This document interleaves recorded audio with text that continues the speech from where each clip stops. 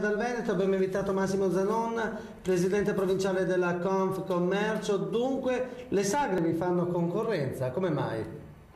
Ma ogni anno si ripropone il problema di chi rispetta le regole e chi non le rispetta. Noi abbiamo sempre detto che siamo favorevoli alle tradizioni, a mantenere quei momenti conviviali e di socializzazione che le sagre e le feste di paese offrono.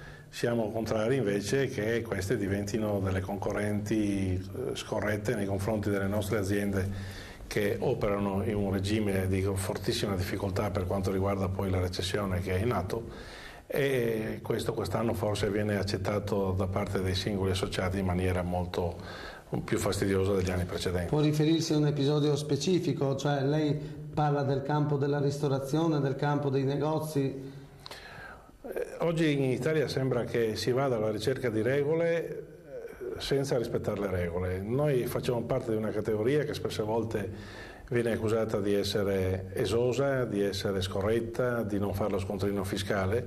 Siamo consapevoli che questo può succedere in qualche occasione, ma siamo consapevoli anche che non è possibile pensare che nel frattempo ci sia un canale parallelo al nostro dove tutto funziona senza aver nulla da rispettare e nello stesso tempo anche facendo passare la nostra attività quasi per un'attività di approfittatori. Quali sono le sagre che non rispettano questi parametri?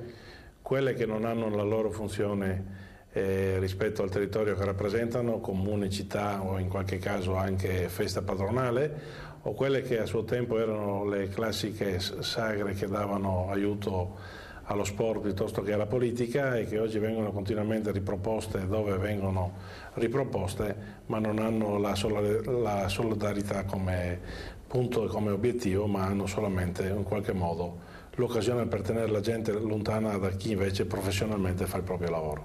Ringraziamo dunque il presidente della Confcommercio provinciale di Venezia, Massimo Zanon, la linea alla redazione centrale. Grazie.